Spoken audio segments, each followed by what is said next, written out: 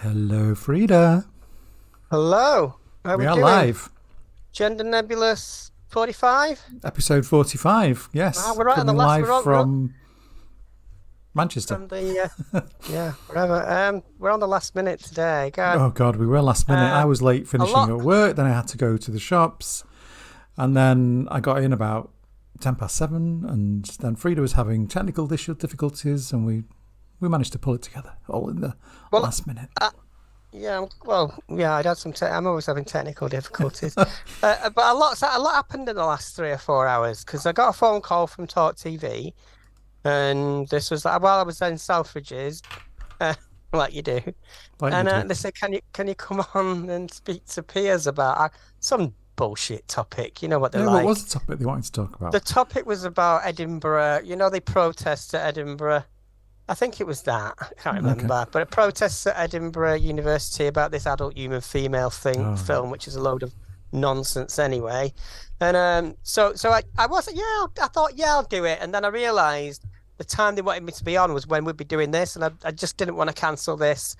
And I'd rather do this today because I went for a. 'Cause this ties in a bit to the topic we're going to be talking about today. We thought we'd talk about something a bit more kind of not as heavy. So we're going to talk Yeah. about vanity, body positivity, self-confidence. So I was Is out that why? shopping Is by. that why you're half naked today?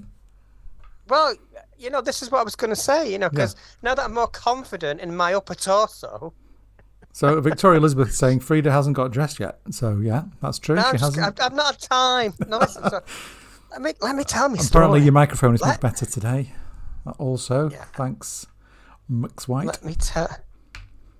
So yeah. So Frida is my let mum. me We get some interesting comments here. Frida is my let mum. me guess who that is, Saoirse. Yes.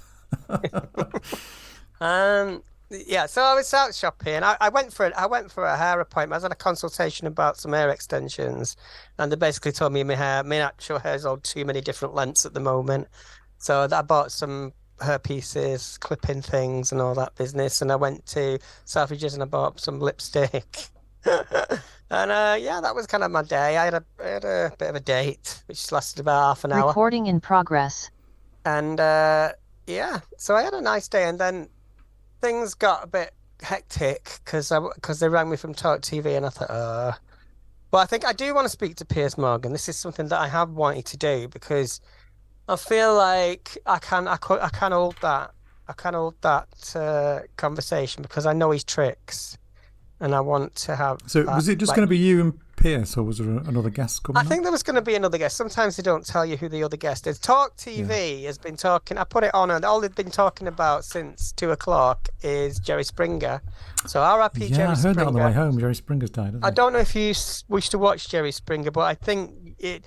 If that was on now, it would be. I mean, it was problematic then, but they used to have what they used to do quite often is they'd have a couple, and the joke would be that the female is trans, and she would come out for some reason to the boyfriend. Obviously, it was all staged. It was all stage managed, but the idea was that, oh, you're a man, and that would be the joke. So it was a bit shit. And it's interesting that Talk Radio are covering this so heavily because Jeremy Kyle, who's one of their presenters, like Yeah, the he's on there whole. too because he did the English version of that show, didn't he? Yeah. Well, no, it's not the English version. He did the whole thing. But what I'm saying is that the conclusion of all that kind of exploitative, exploiting the public in that way, ended up with somebody dying on who Yeah. was a guest on Jeremy Kyle's show. So it's a bit of a you can't. I don't think it'd be weird if Talk Radio didn't mention that, and I don't think they're going to mention that. But Probably not. there was a big difference between what Jerry Springer did and what Jeremy Kyle did, because what Jerry Springer did was get actors or people that knew that the joke, it was stage managed, and I'd say it was with Jeremy Kyle, but the actual stories and there were people involved there from broken homes. They were doing like DNA tests on people and pregnancy tests on women, and all this stuff. And I think what Jeremy Kyle was doing is much worse. And now that Jeremy Kyle's on Talk TV, I find it really weird that they're not mentioning that. So anyway, Yeah. that's the. Thought I'd mentioned that. R.I.P. So apparently Jerry you've been Springer. making somebody watch Kathleen Stock, and you'll be hearing from the Geneva Convention for Cruel and Unusual Punishment. What I was good. That was another thing that happened this week. I was supposed to go on Ian Collins' show. I might as well just move into Talk I TV. think you should, yeah. I think I should go move to London and camp outside. Um, see, this is it now. You see, I don't want to do it too much. I'd rather get on LBC or BBC if they're laughing. But you see, they're no better, are they? Although I do like a bit of BBC. So I hear there's a bit of controversy about you doing this as well. Yeah.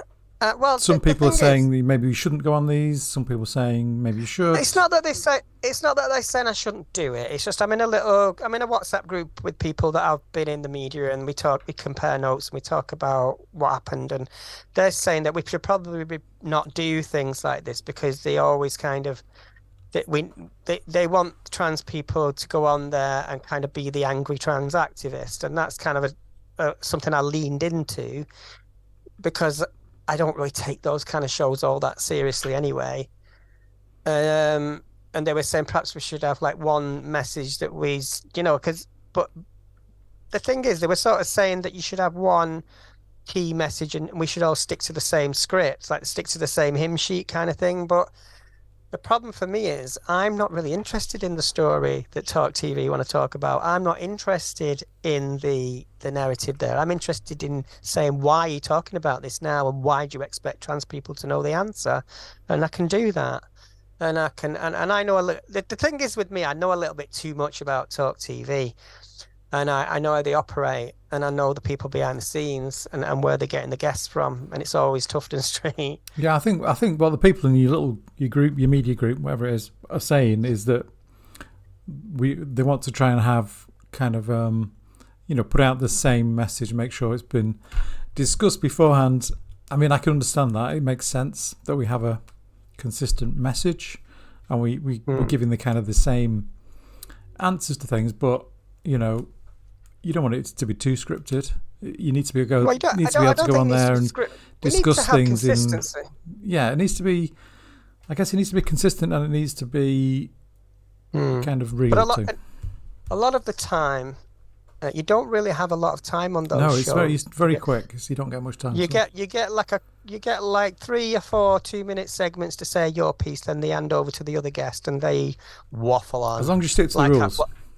That's the important thing. Don't interrupt. Make your points. Don't insult people. That's pretty much it, right?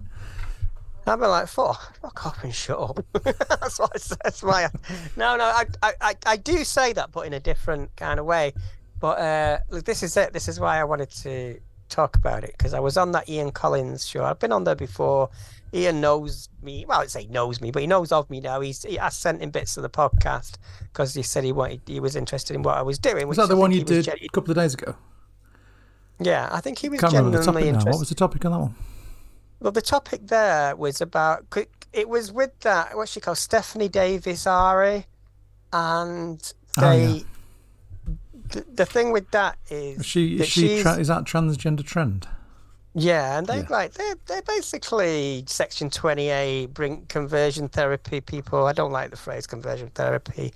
It should be conversion torture, as far as I'm concerned. And you know what? I can't even actually remember what the main subject of that was, because it was. I'm sure somebody will remember. I mean, you're representing the anger that we need to express, so that's good. But you see, with when it's what's weird is that somebody like Ian Collins, I find him quite intriguing. He's all right. When I spoke to him in private on DM, he's quite interested in what I'm saying, but he has to play the host. They're playing. I mean, all these hosts are playing a bit of a persona, aren't they, when they're on there? Yeah. So we'll start going on about women with penises and men with beards going into women's prisons, and it's all just straight out of the taglines of the Daily Mail, isn't it? You had the same thing with James Whale, don't you, when he did that one? Oh, James Whale's just comedy, though. I mean, I actually enjoy... Right, I'll tell you what it is about talk radio with me. I've been listening to talk radio since I was about 14 years old. Now, talk radio has had a couple of incarnations. The first incarnation... it must have been 1990, 8 and 99, and James Whale was on there, And because he was always like, there would always be some religious nutcase coming on and saying, "No, we need to, clamp down on all this LGBTQ stuff." And James would always bat for the side of, the underdog. Or, he would always have that, what you would call a woke opinion now. But he's kind of like gone the other way. And I think it's the trend of the media. That's just the way they operate now.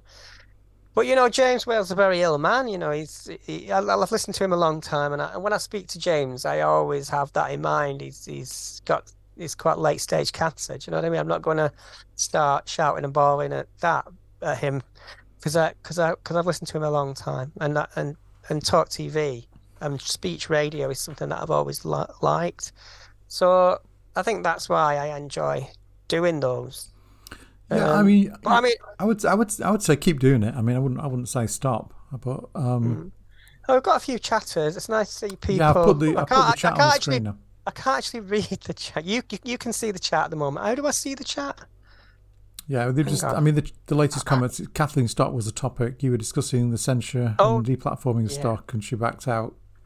Yeah, that's what I wanted to say, because I said that's why I agreed to do that, actually, because I wanted to talk to Kathleen Stock, because I've been reading her little book again, and because she's coming into the media again, and Saoirse, am I saying your name right? Because we always have this problem. Yeah, we have. There's so many. Why can't you just have normal names? Saoirse, I'm pretty sure that's right. We had a look at a Kathleen Stock video, because I'm actually going to write about her in the same way that I wrote about Alan Joyce, where I just take a video, put myself in the shoes of the interviewer, and then instead of the reply that the interview, they're always kind of really safe interviews then for people like Kathleen Stock, because they're not. The other person was Stephanie, was it? Was that her name? Stephanie. I'm not sure Davis, what her last name is, but Aria, yeah, something like that. Yeah, so I'm just reading out the comment here. She was Stock backed out, so they wheeled Stephanie out of the crypt. Yeah, I just wanted to say. So those people, Kathleen Stock, Alan Joyce, Mayor Forstater, they always go into very safe, agreeable spaces, where I'm kind of doing the opposite. I'm going into spaces where I am you're the outside. But so if Kathleen Stock can't turn up for that, if Kathleen Stock decides, I can't be bothered. Stephanie Davis, Araya. So is it because I have had this conversation with one of the producers, and I said, when they back out, because it's happened a couple of times. It happened with Kelly Keane, and it happened, I can't remember who else, and it's happened with Kathleen Stock. And I think, is it because they know? Because what happens is you get an email with the Zoom link. They probably see who they're on against, and they just don't want to go on against you. That's how I ended up getting Kelly Keane's email address, because when they send you the link to go on, they list the other guests, right? They should probably not do that, actually, because I am going to warn them about that, because if you've got a private email address and then you're pasted into something with somebody you might not necessarily be getting on with, that could backfire. So anyway, I'm going to actually, but I will say. I asked, is it because it's me? And they said, no, it's just because things change, don't they, quite quickly in the media. It's like, whatever. We'll leave that up to interpretation.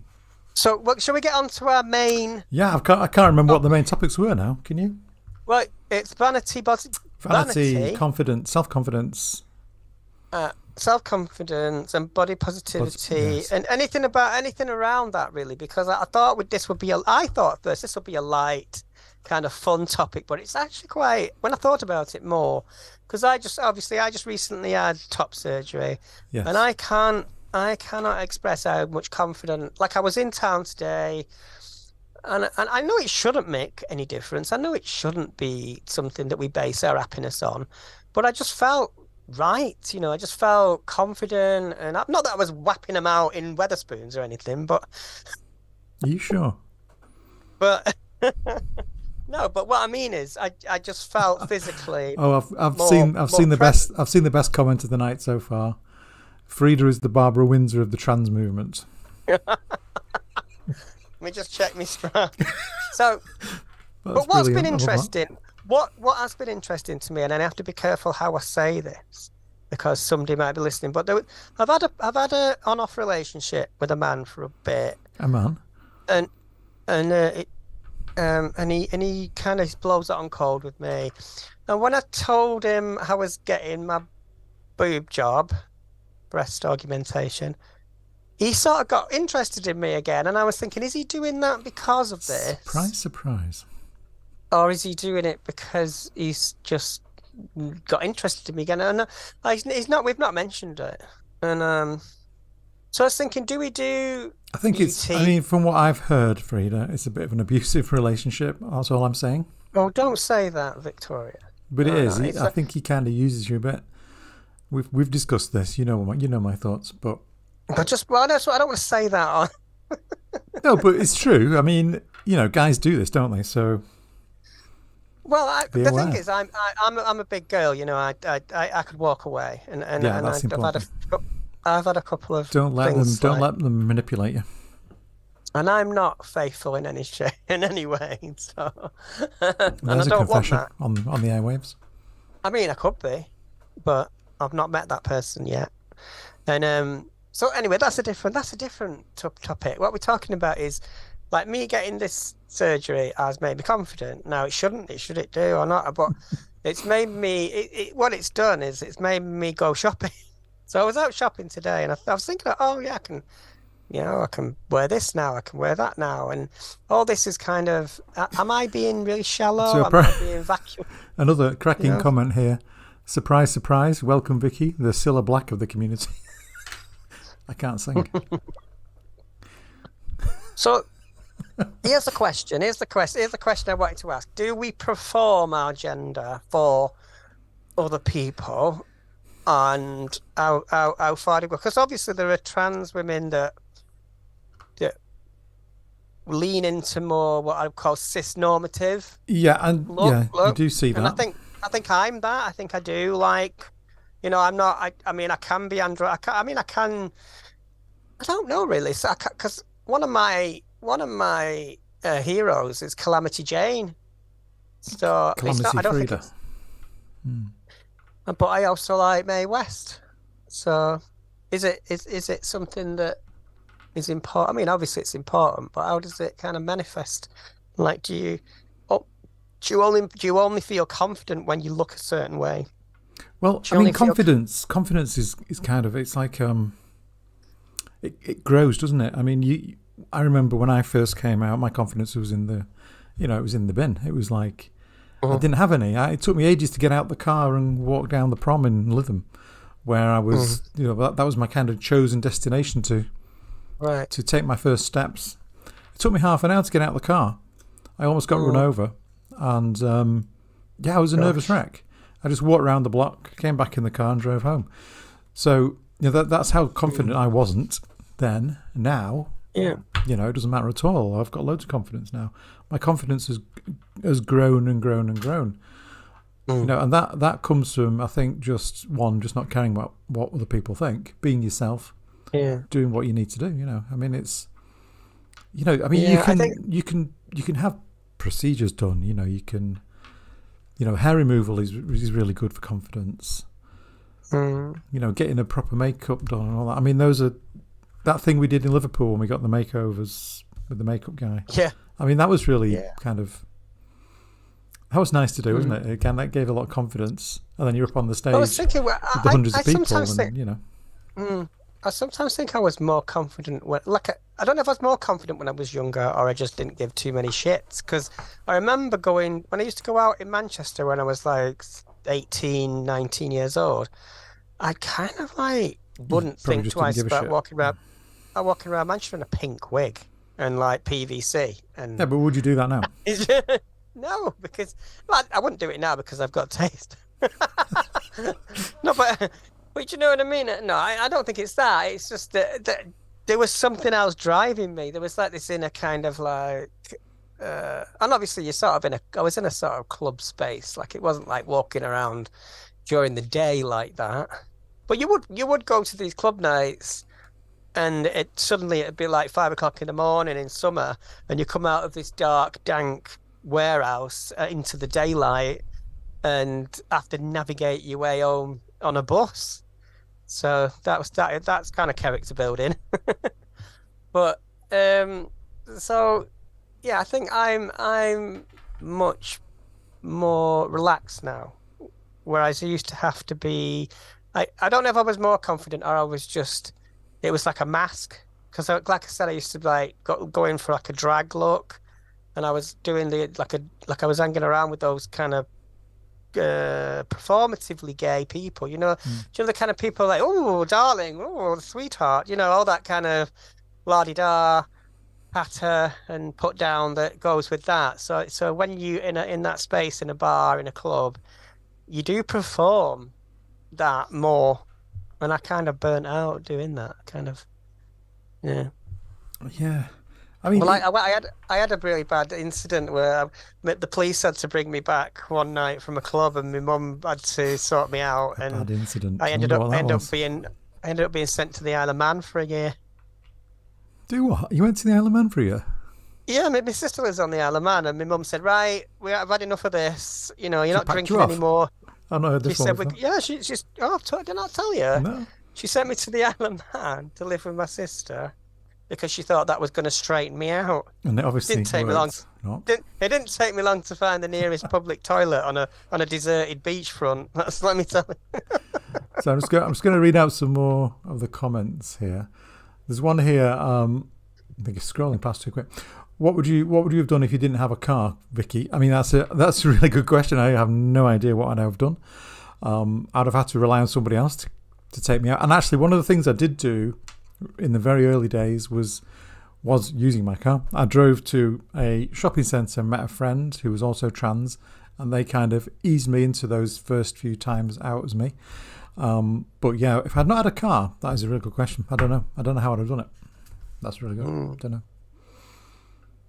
Yeah, so it was different. Like when I was younger, it felt different because I felt like I didn't come out as trans. I was just out as a kind of mad, kind of goth drag queen. But it was only later that because I've only like it's nearly you 3 kind of years. have two different styles, don't you? You do have that kind of sensible Marks and Spencer's thing going on sometimes, and then you've also got like when you go to your club scene thing, what you want to call it, Well, completely different things. And then when you're doing your performance thing, you're wearing the big wedding dress thing. So yeah, a few different styles, but I mean that doesn't matter. I mean different styles for different things. But I mean, do you when you're buying clothes and stuff, do you focus on a certain style that you're looking for, or do you just go to your favourite shops and how do you do that? When I was in Manchester today, see, I just browse kind of. I was in Selfridges, darling. Can you afford to go in there? So I'll see something I like, and it's like, well, I always kind of take. I don't know about you, but if you go in Selfridges or John Lewis, the price of clothing in there is extortionately high. Oh yeah, but if I'm going to buy it's all something, designer stuff, isn't it? Pretty much. But I don't really. I mean, I go charity shops. I got a really nice dress actually in the post today because I was watching BBC News on last Sunday morning, I think it was, and there was a lady on there. She had a rainbow print dress, and I said, I said I'm really interested in like where that came from, and then somebody mentioned it and put the shop up in the link, and I just bought it, and I was like, and it came today, so. yeah, interesting comment here. Online shopping has been a godsend for the trans community. Absolutely. Can you imagine? Yeah. I mean, it's really hard to go in sex shops and buy big dildos, isn't it, for a start? So. Well, you can do that online, can't you? That's what I'm saying. I don't think that's what they meant, but yes, okay. Actually, yeah. I get a lot of stuff from Long Tall Sally because they have some really good designs, styles, and they fit. Yeah. And What's that? There's a couple of shops I go to when I'm out and about. There's a nice shop in Lytham called Room. They always have good stuff. Yeah, I mean, I sometimes go in them shops. You know those kind of shops? It's like a little boutique like kind of shop. Yeah. It's like a kiosk, and they've got 3 things on a hanger. And I'm Well, like, no, okay, that's can I not have what it's one? like at all. I'm like, give it to me. It's like I want the jumble sale experience in Primark. It's just Yeah, piled so high on pallet. I'm 6 foot tall. I'm quite big, so I need sometimes I have to go plus size. But Long Tall Sally has those stuff. You have tall stuff, they have larger stuff. So yeah, it's really good, and they have decent style, and the prices are pretty good. I got something last week. When we went out for that restaurant, the Cherry thing I was Tree. wearing that night, Cherry Tree, that was 70% off from Long Tall Sally. Well, we'll have to have a look. But I mean, see, generally, like I said, like I see somebody wearing something on the telly, or I see something, I feel, oh, that's nice, and then I don't know, but sometimes when you're in shops, what I find, like I was in TK Maxx, I love TK Maxx, that's my favorite place. And you see something on the hanger, and some things look good on the hanger, but don't look good hanging on you.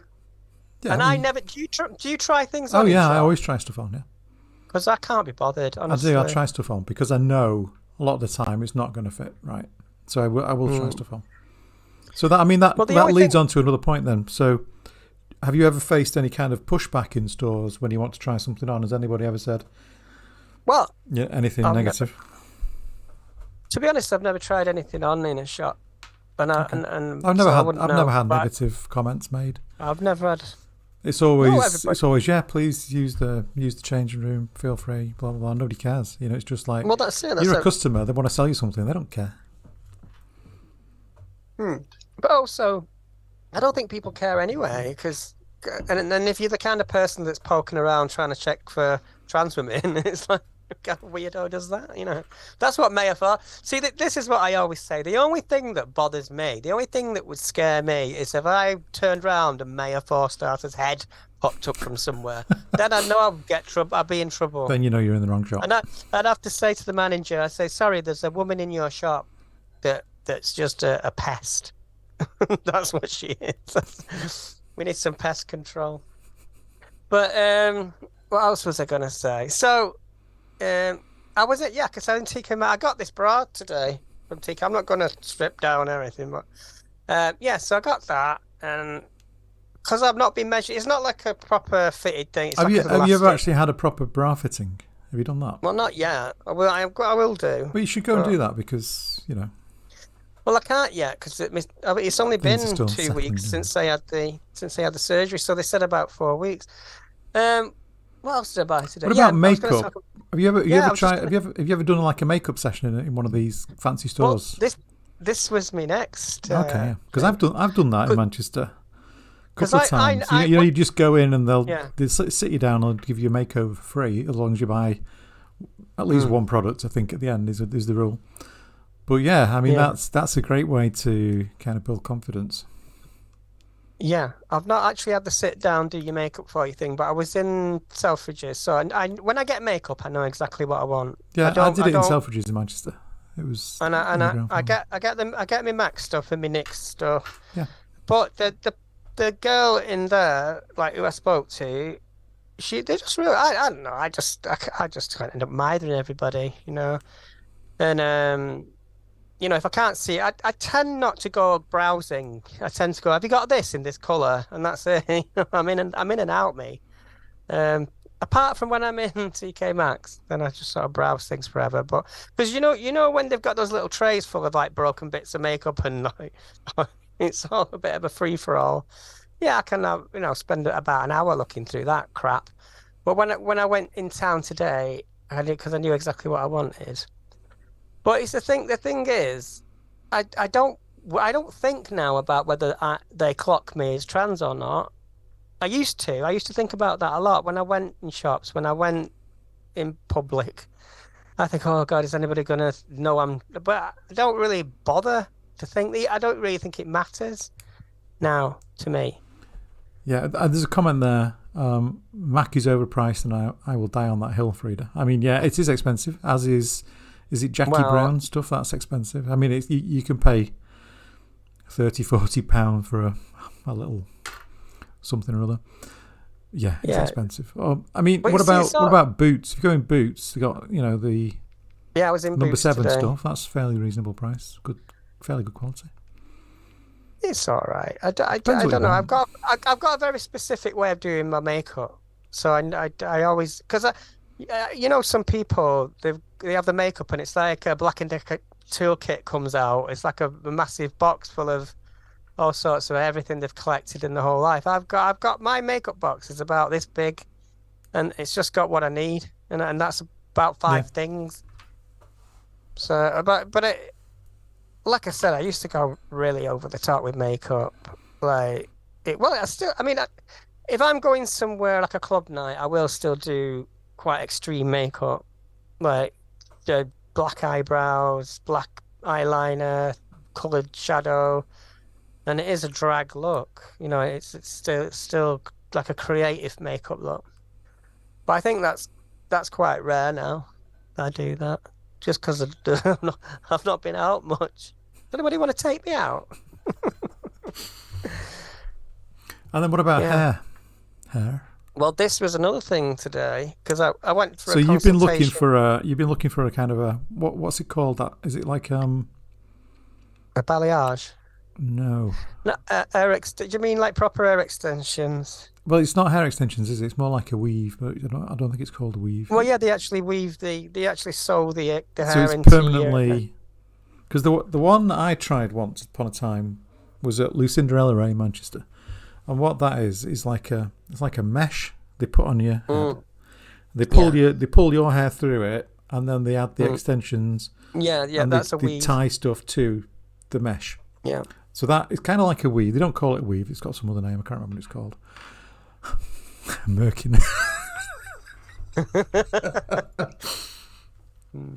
Don't be sharing any pictures that I sent you. So yeah, I mean it's quite expensive. So they do like different ways of doing it. They have some which you can remove every day and stick on, or they have like ones which are like permanent weaves that you have to go in every month and have adjusted, or every 2 months or something. They're both expensive. We're talking about £700 or £800 for these things. Well, this is what I was thinking, right? Because I really wanted to have a natural looking. But has your hair recovered since you've been on HRT?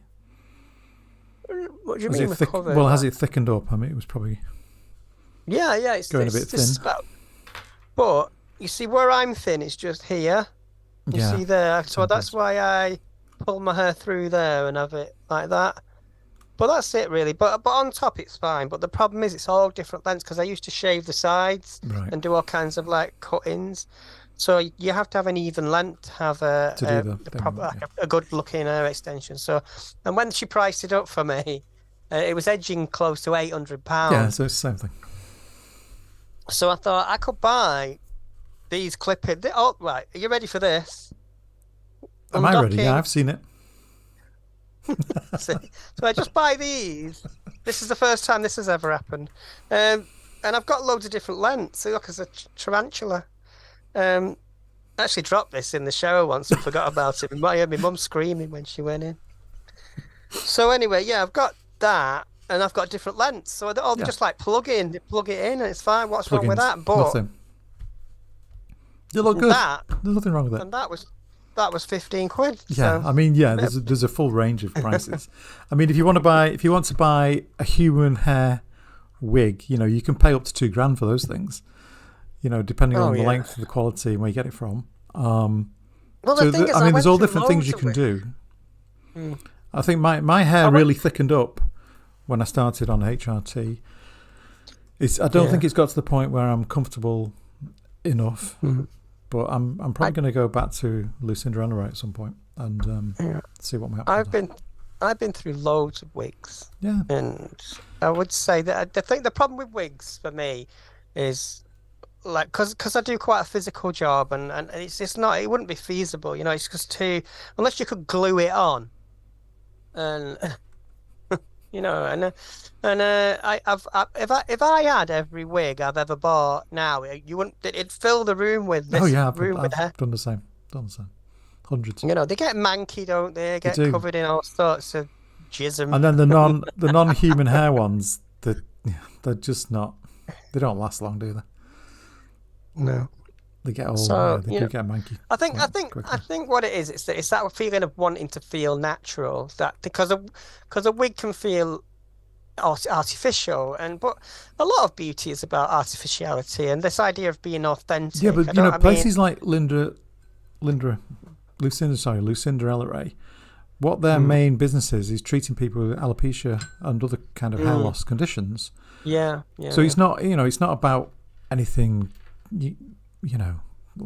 even to do with trans people. It's just a place that does hair for men and women who are suffering from those things. It's interesting though to talk you shouldn't, about what I'm saying, authentic. you shouldn't feel self-conscious about having to go and do something like that. Yeah. To make your hair look if you nice. Want It's a lot of people do it. Because there are lots of things that people do for whether it's vanity or just where they feel about themselves, and the more, like when I was in Boots today, I see more and more products aimed towards men, now, like makeup even for men, and there's always been hair dye and stuff like that, but they have to it's the same stuff as what women use, but it's got to be repackaged in an ultra masculine way so men will buy it. So that's what's really interesting. It's like it's all the same product, really. It's all the same shampoo, it's all the same chemical, it's all the same base material, but because of marketing, the products, the same chemical marketed to a man has to appeal to a kind of rugged lumberjack kind of man. And even the makeup, it was called war paint or something. So it's like this kind of comedy, almost comedically masculine thing. And women don't do that. I mean, maybe it's because it's always been kind of or more so because it's not always been. I don't know the history of makeup, but I can tell you that men wore makeup historically. It's not just theatrical. I'm sorry, I need to read this quick comment out. If anybody knows any history. Freda, have you... Oh, it moved. Freda, have you been doing CPR and your hair tarantula falls off? CPR? Yeah, have you been doing CPR and your hair tarantula falls off? I'm not sure what that means. CPR, because of your job. Oh, I see. Yeah. I thought you meant CPR on my hair. Like, is it dead? Is my hair on a dying? person on the floor. And your tarantula falls off and lands on them and scares them to death. And then they die of a heart attack because of your hair, not because of what happened. No. I'll tell you another of Freda's funny stories. Another one? I'm not sure I can take anymore. I was bending down once. I was in the ambulance and I just had to pick something up off the floor. We had a patient on. But do you wear that when you're working? Yeah, I do wear this. Oh, you do? Right, okay. But she grabbed it and pulled my hair, and obviously because it's only clipped in, it came off in her hand, and she started screaming because I can't tell you too much about the patient, but she was an elderly lady. She's very confused, and she thinks she's pulled my head off. God, I bet she was confused then. God. So I said, "Can I have my hair back, please? Can I have my barnet back?" Oh my God. And she wouldn't give it me back. So, and then I kept it as a pet. in the bins. Yeah. Wow. I've been through quite a few of these. This is about the best one I've had. I've got a really tight one that's like a really tight kind of librarian kind of one. And then I've got a long pony that comes down my back. The one that I wear when I go out is the long one. But it has to be really tightly clipped in, because if you're not careful and you've had a few drinks... Well, you don't want it falling off in a bit of wind. That'd be so... It gets a bit breezy and your hair goes flying. You don't want that. Yeah. And if you're sort of out on a day and it goes well and you're back at his and he's pulling your hair, you know how it is. You don't want to. So you've either got to make sure it's really nailed down well. It's stuck down with super glue or something. I don't mind being nailed down well. But... what am I talking about? So what I'm saying, it does make you self-conscious because if you're wearing a piece of hair that isn't naturally bolted to your head, you think, oh, it's a bit artificial. So that you are conscious of those things. I think more like when you're out, like sometimes, like when I've done performances and I do tend to wear more extreme things because it only exists for half an hour or an hour or even less than that sometimes if I'm just doing a poetry thing. So to dress up and do all that for it to have that visual impact for a few minutes, really, which is like everything, like So when I'm with so then there's things like permanent makeup, tattooing of eyebrows and stuff like that. Well, I've got my eyebrows tattooed on, yeah. So Imagine if that went wrong. do you have any natural hair there, or is it just tattoo? Let me just... Can't really tell. No, I have no hair on. I shaved my eyebrows off from when I was 17. You shaved your eyebrows, and you used right, constantly, because I used to draw like these really severe kind of like unibrow, vampy, like a big, we use a proper marker, like a marker pen would do it. Wow. Wait, that's funny if it rains.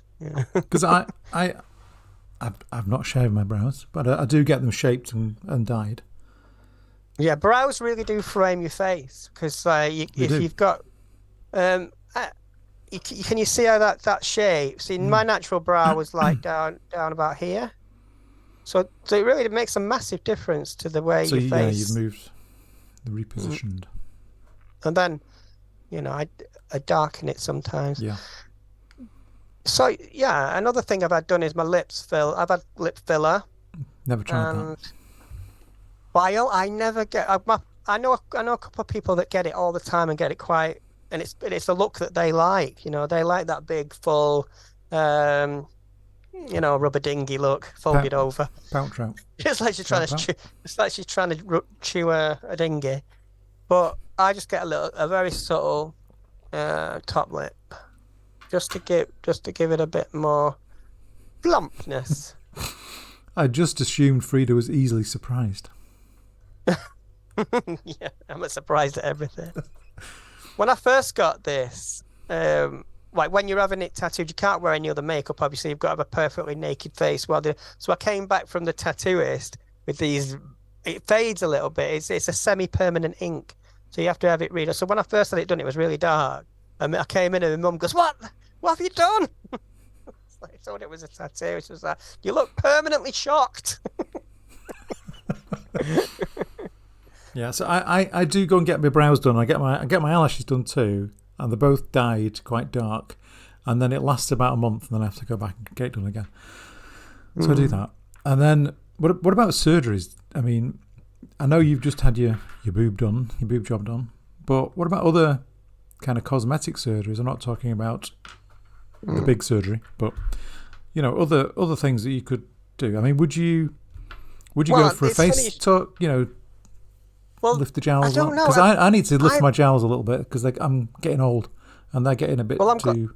So I'd like to go and do that because I think that makes a big difference.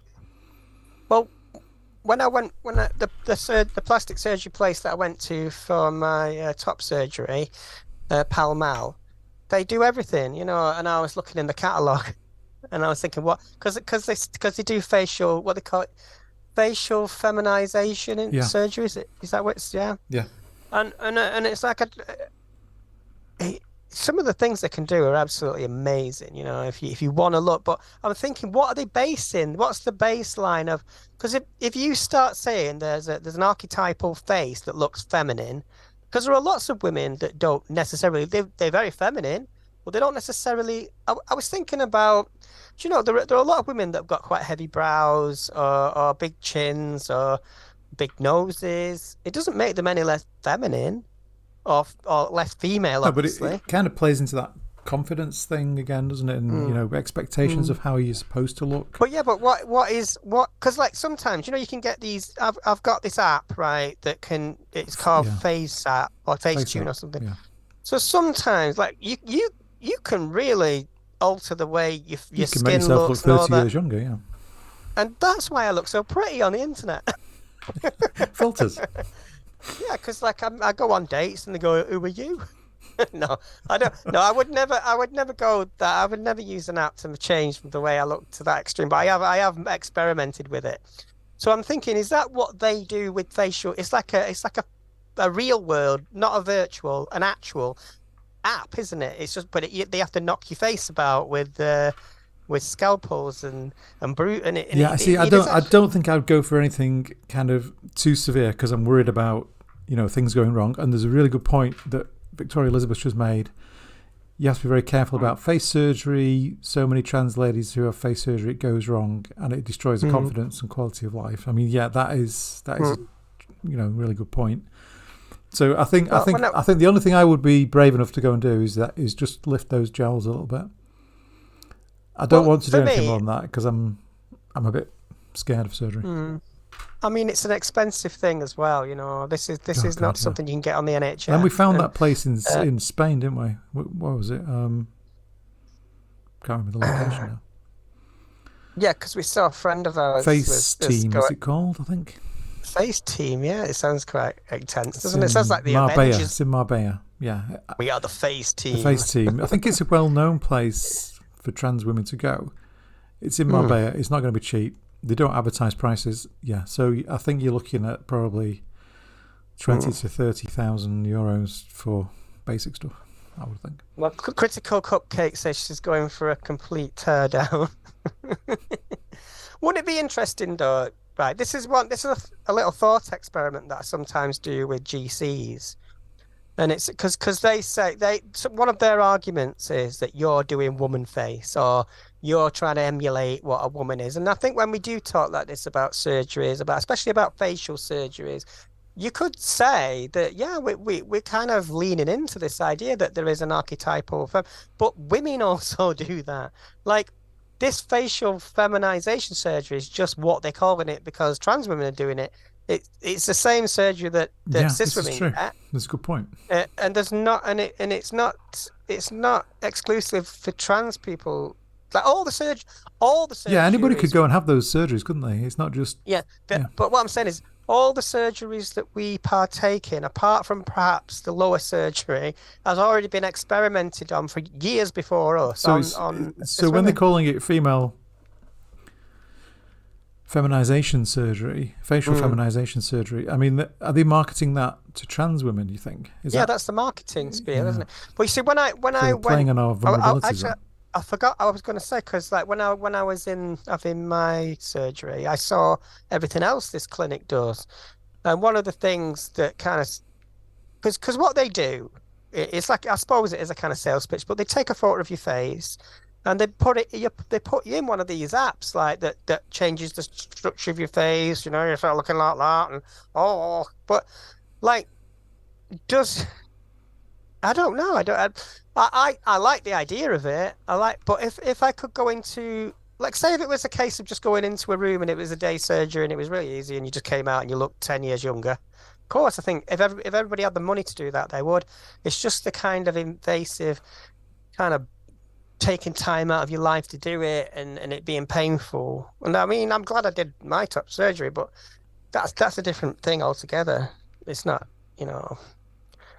Yeah. I mean, I say this now. You can do too much, can't you? Can you get addicted to it? Doing facial surgeries. But I never say never, because if you won some money on the lottery or something, would you go and have facial surgery? But what I'd say is I would definitely go and get that done. I would 100% do that. Yeah. Yeah, well, it's it's a personal choice. But it's more to do with getting older, though, isn't it? Because your jowls drop. I mean, that wasn't there when I was younger. but this is what I was coming on to, actually, because I was going to say, like, in the very far future, when I get to like 50, thinking all those years ahead, until I get to a couple of years 50. From now. Yeah. So it's way over on the horizon, but I think when I get to 50 and I start seeing those wrinkles and my mouth starts, I will be like, take me to the clinic. But and another thing is, right, so what they do, this is what I forgot to mention before, because I was talking about, and they said you don't have to have any surgeries where you go under the knife now, because they do a lot with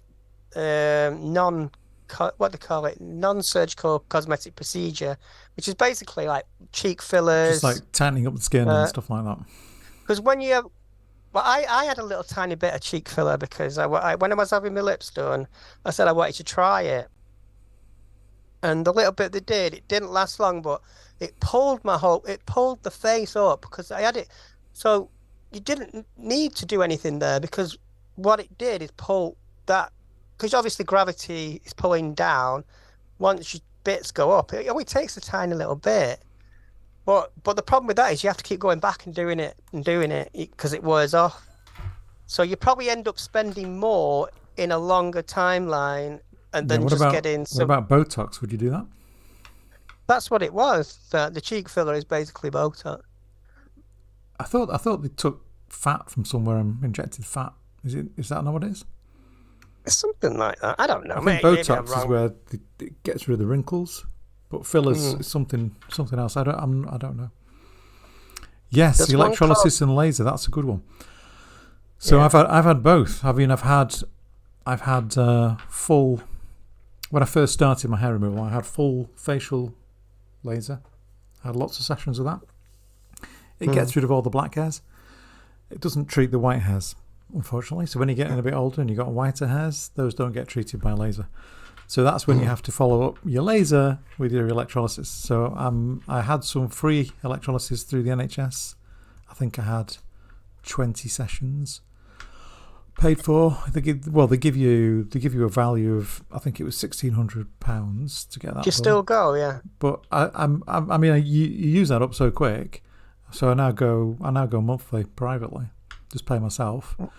But I've still got some kind of hair, little bits of hair around here. So it's really slow. It takes ages to get rid of it. But it's just white hairs. It's just little annoying white hairs that are still, and Do you each find that time the they whole kind of diminish. The hairs get smaller and weaker each time. But, did the hormone oh treatment God, the soften you? hormone. Not really for the face, but for body hair. The hormone treatment Yeah. got rid of like 99% of my body hair. I was lucky in Yeah, that respect. same with me. But you see, the problem with my facial hair is quite ginger and blonde. I've got a ginger gene, so that was harder for them to do. So I mean, Yeah. it So electrolysis is changes. the only way you can treat that. So I not it's worked, and I still go because like I still get if I sometimes if I'm not like when I'm off work and when I was recovering from my surgery, I just didn't shave for a bit because I was interested. I wanted to see what was like. I let it grow out because I wanted to see, and it was like just little blotches of hair here and there. So it's worked. I don't mind. Like if I have to shave a little bit, that's fine. I'm not gonna. Yeah. I think shaving is one of those things. It can sort of feel like a denial of your femininity in a way because it's like something men do, isn't it? Shave your face, and it's a very masculine kind of thing to think about. But actually, it's not really because, like I've got cis female friends who are quite hairy, and obviously the hair is softer than it would be on a cis man. But they still have to do they tend to do what is it waxing. Yeah. So. Yeah. And that works. And if you've had the hormone treatment, that works. Yeah. So hormone treatment helps. Mm. Laser Yeah. helps for the dark hairs. Electrolysis for anything else. And I find that prescription painkillers also help. Laser is quite painful. Like when I first went for it, somebody asked me, "Is critical cupcake? That's a really good point. The couple of days before you go for your treatment when you can't shave, so annoying. Yeah, yeah, I know. yeah. And do you go bright red? Does your skin go bright red after? That's After the happened to me. electrolysis, I have a lot of redness because the treatment is quite intense. I go for a 2-hour session, so I do get quite red and blotchy, but it only lasts like half a day. Then it's gone. See me rolling, you're just red and blotchy. So I had this really bad thing of putting makeup on straight after, and you're not supposed to do that. So what actually was a godsend was COVID because I could wear a mask all the time and nobody would bat an COVID eyelid. was really good for that, wasn't it? You'd hide behind the mask. So yeah, I'm not sure which is more painful, laser or electrolysis on the face, but laser is kind of it's like being slapped in the face by an elastic band. Well, actually, somebody asked me what it feels like, and I'll tell you what it feels like. This is what it feels like for me. If you've ever had a tattoo, it feels like that, but without any pictures at the end. So you're being tattooed. I've got a tattoo. Are you talking about laser or electrolysis? At laser. Right. It felt like I was being tattooed on my face because I've got a tattoo on my back and I've got and that is exactly how it felt. Now, people have different pain thresholds and people have different tolerance. Yeah, I mean, I've got some like just under the nose there. That is really sensitive. I also get like just under the ears there. That is super sensitive as well. I don't know. That is agony having the electrolysis in those two areas. Laser was okay in 90% of my face, but again, top lip, really painful. Yeah, see, with body hair, it's interesting with body hair because I think it's not trans-specific, is it? You know what I mean? That sounded like trans-Pacific. Trans-specific. Not the trans-Pacific trans-Pacific partnership. No, sorry, what was I saying? I was talking about body hair. Because, like, you know when they talk about gender-affirming care? Well, do you know when men get hair implants because they feel like... Yeah, that's the same thing, isn't it? They want to feel more masculine again, or maybe not masculine, but they want to feel like they want to feel more attractive to women, so because they have a full head of hair. That's what it's. That's yeah, what so it's kind of gender. I don't know if it's gender affirming, but it's gender definitely affirming. It's confidence. Yeah. Yeah, but there are things. It's no different. There are things really, that I wish. There are some things about us that there's something I wish I could change, which I'll never be able to, and that thing is my height. Because some people comment if I'm wearing a certain kind of shoe, they'll say, "Oh, you're tall for a girl." And when I first heard that, I thought, are they clocking me trans? But actually, no, they because that's what people do. For some reason, when there's a tall person, they think it's fine to go, "Oh, you're tall," you know. Can you see me from up there?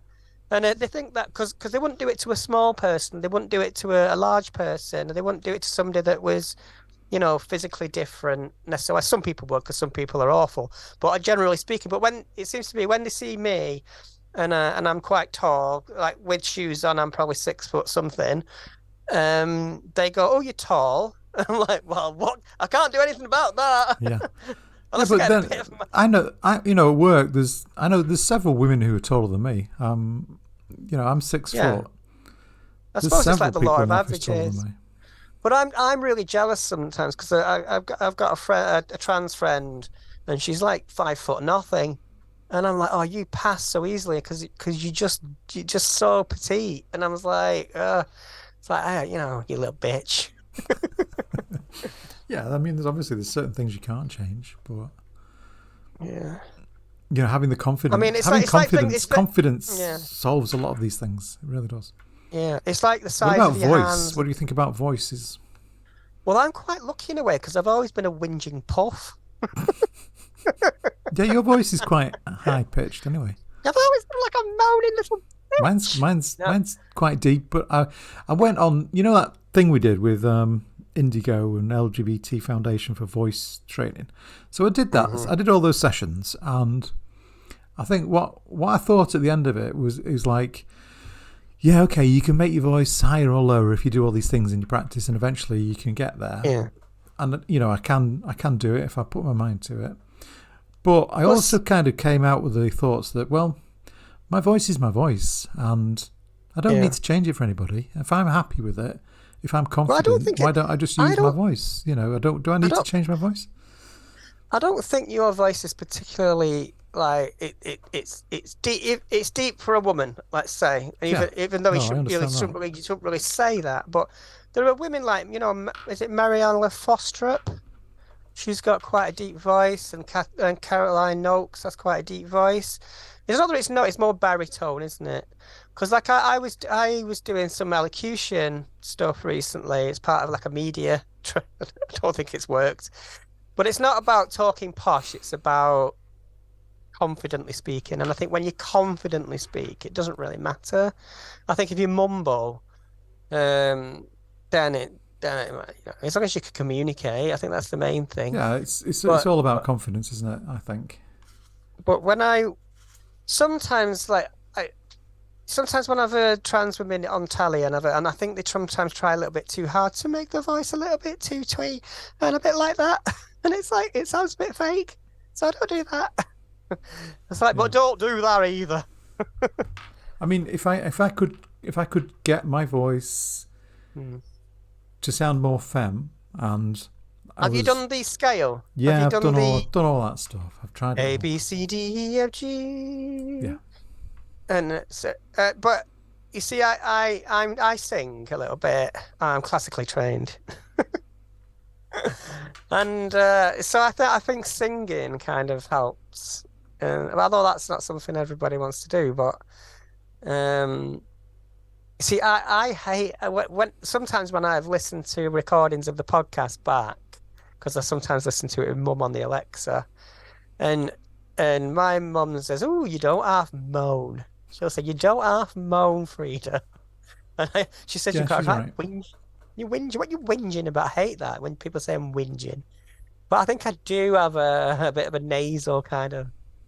So I've tried to alter that a little bit and be a bit more rounded with my vowels.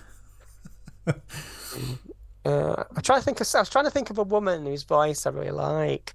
And do you know? Have you heard of Victoria Corrin? No, I haven't. She does Only Connect, and she's got a really powerful, even though it's not shouty, it's not powerful in that sense, but she's got a very strong notation, I'd call it, and that's there's a lot of things you can do with inflection and the way you speak, the way you talk, which the way you speak, the way you move. It's not really about how deep your voice is; it's about how you use your voice. It's about what it's about. It's about how deep your love is. So I mean, do you sometimes feel self-conscious, Vicky? Because I know you I think you have said to me before, you because I was listening to when I listen to trans women speak, I can tell if they're trying a bit too hard to cover up. It sounds a bit like the yodeling. So have you tried to do that? Or have you just kind of? No, I can make my voice sound more femme. I'm just not doing it now. But when does that come into play? Because like when I'm out and maybe I'm talking to on the strangers, phone, I'll try and do that on the phone because I do get misgendered on the phone sometimes. Yeah, but Kay, resident lady of the house speaking.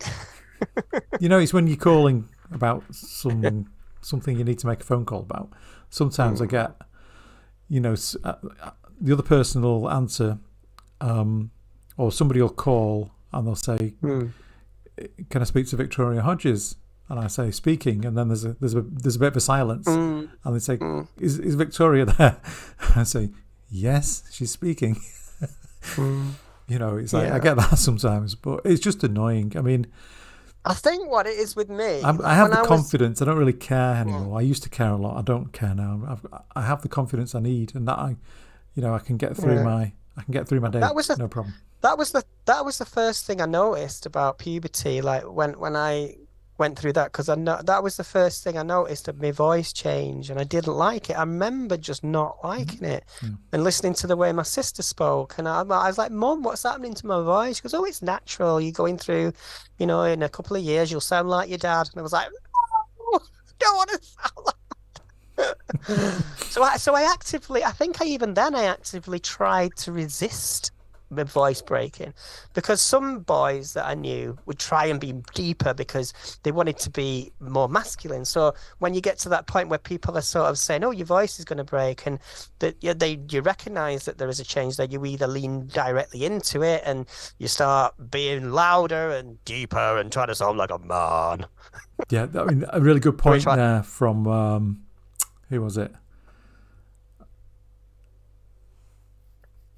They're always asking security questions with me. Security questions are a pain because when you're calling a bank or something. Yeah, that's true. Yeah. I know a lot of trans women who've been who've had problems with banks where they fail security checks because the voice is deep and the bank isn't really on board with, having trans women with deep voices.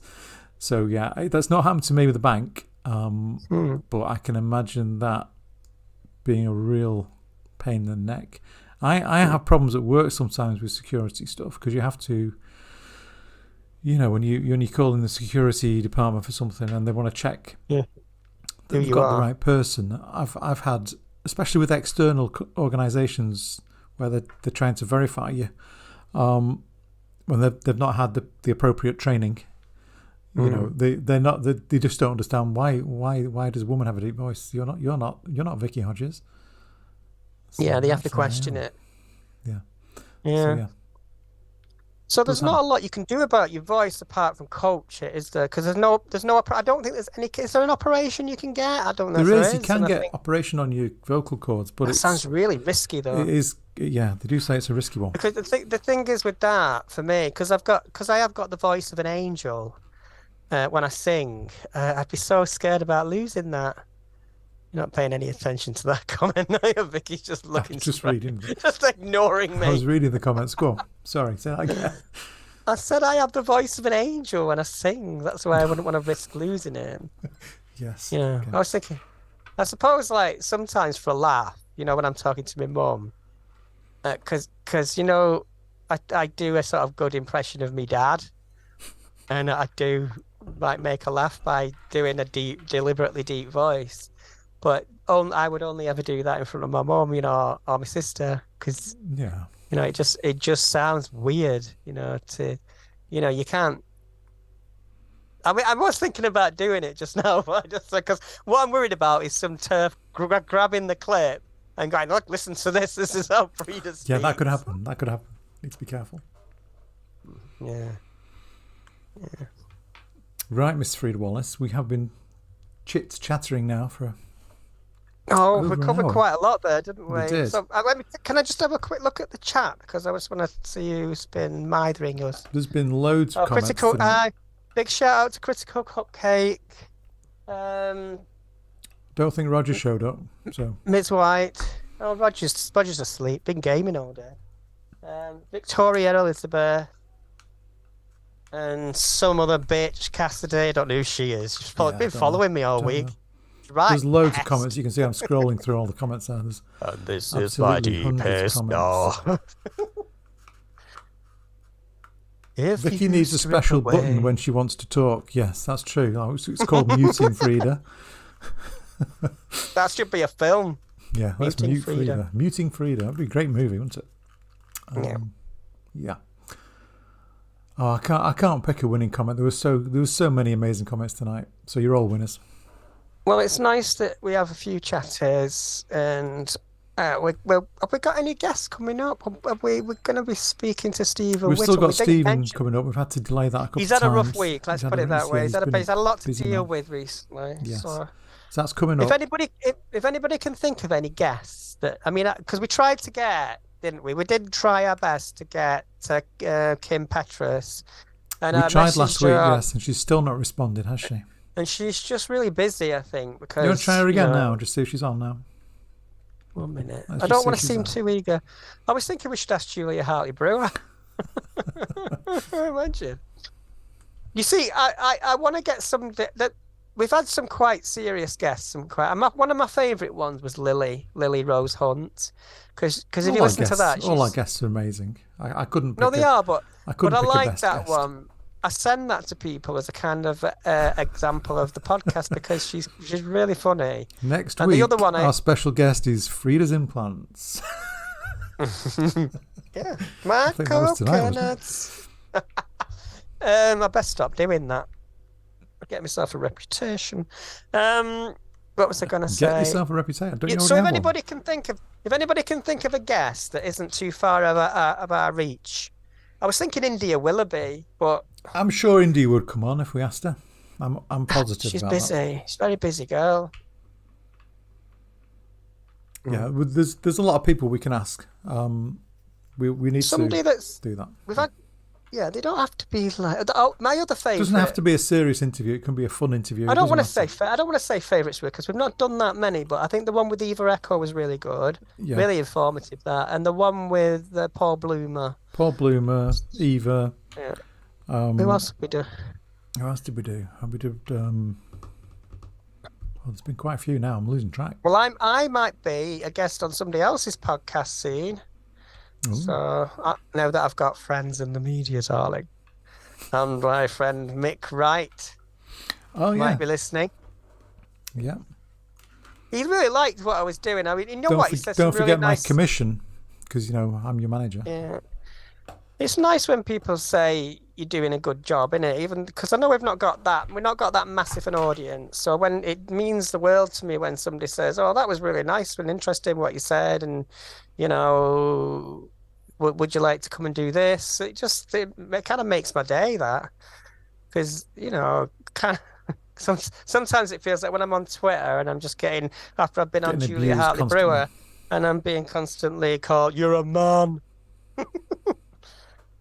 Mm. Right, so I think thank you for Oh, the Joss. We need to songs get we're Joss on. singing. Joss. Oh, Joss Pryor, yeah, definitely get Joss. I'm gonna mither her again today. Julie Tonight. Hartley Brewer. No, I'm banning her. She's not allowed on. Sorry. Who's this? Who's this that's coming to join God, us? what is this? We'll all be famous for 50. Can you see him? Who is that?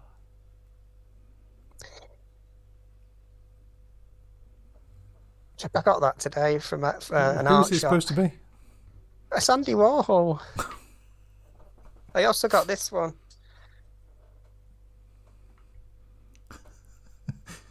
Are these like little cardboard cutouts? Yeah, it's Bob Ross.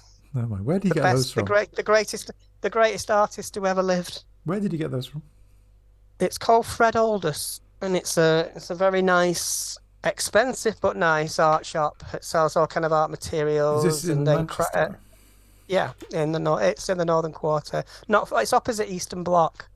Do you know where we went for that Yes. dinner? We need to Can't go remember what we back had into now. Manchester. I think we need to do some more Manchester trips. Well, there'll be lots of things happening. It's coming up to Pride and all that Oh, soon. when so I'm is sort of when is doing- that Sparkle thing this year? Do you know? It's next month, isn't it? Is it? So gonna have to sparkle. Might go to that again. I know it was interesting. I enjoyed it. It was good. I think the best part was the drinking. It's an interesting cross section of people. Yeah, the drinking and Ginny Lemon were the best bits, I think. Oh, Ginny Lemon. Yeah, she was very funny.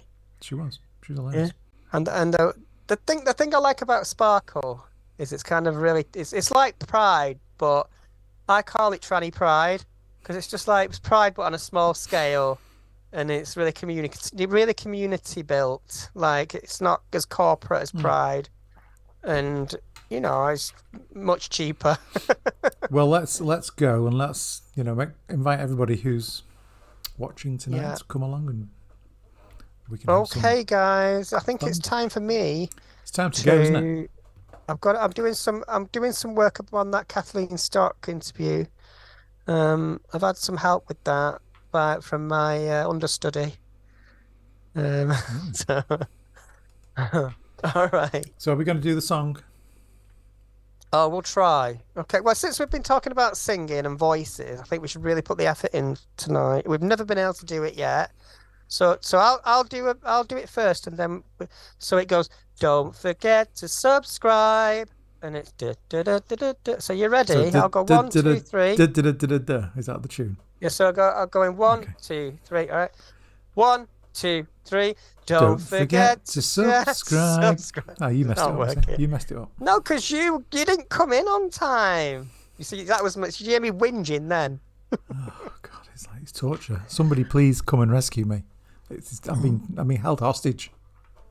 All right. Well, back in your box. Right. Bye. So yeah, it's time to say bye bye.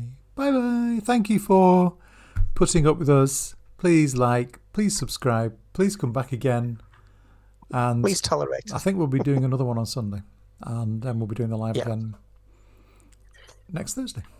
We need another guest. We need more guests, and we will get more guests. Okay. Bye. Ta-ra.